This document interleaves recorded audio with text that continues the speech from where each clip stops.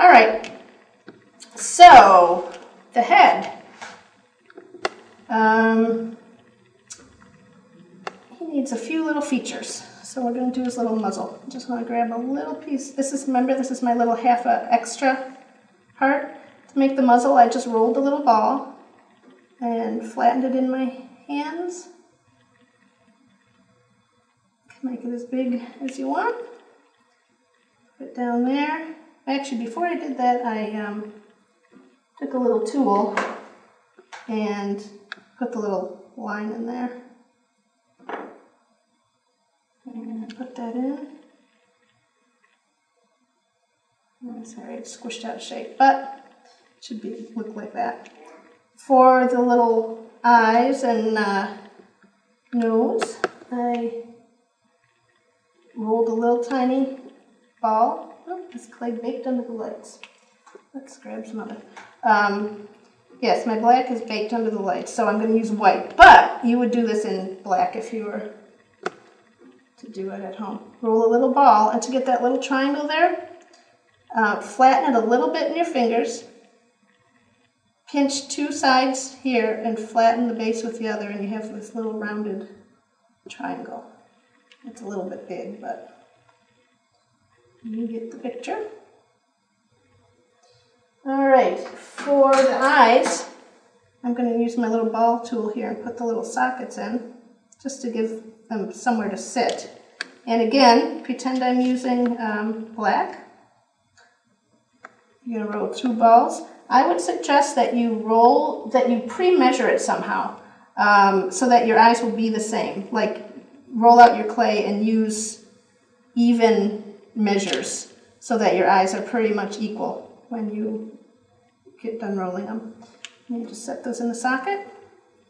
Use a little, you can give them a little personality there. Sorry, the black is baked and I can't show it in color, but that's the basic principle. For the ears, again, I would pre-measure 2 little pieces. Roll it into a ball. And I flatten it a little bit. And the rest of the flattening is going to happen when you actually attach it. So I press it on like that. And give it a little dimension here with my ball tool, like that. Okay, so those are the basic features. Also, I just took tiny little bits of clay and put them on the pads of the hands and the feet. You can do that with a contrasting color. I was going to do it in silver, but that too has baked. So, all right, now attaching the head, again, you're going to just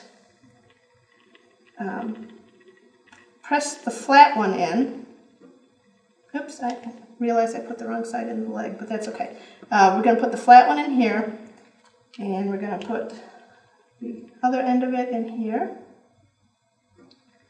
We're going to bake them separately, so that's all set. Remember, I said I would actually bake these first if I was home, just because then I can actually push them against the body and see exactly how I want it to line up. But basically, you want to put the other ends where the shoulders would be, up here. Like I said, I wouldn't even bother with the liquid because you're going to probably they're going to end up popping out and you're going to glue them anyway. The key here is put them in flat. Try not to angle it because the joint's just not going to move smoothly if it's rubbing against the clay. And that is where I made my mistake with the first bear, is you want the bottoms to be flat too. You do not want to angle that, which would be your normal tendency if you were just kind of building a regular bear. So for the leg ones, you want to actually keep it flat. Make sure that joint is really flat, and then you should have no trouble moving your legs later. So this is a pretty thick project. I would make sure you bake it long enough. Because it is thick, it's not a bad idea to put it into a cool oven, bring it up to temperature, bake for a ½ hour per 1/4 inch, and then turn off the oven and leave it in there as it cools. And for a thick piece, that will actually prevent cracking.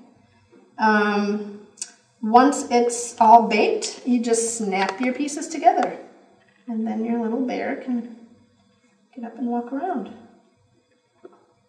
There you go.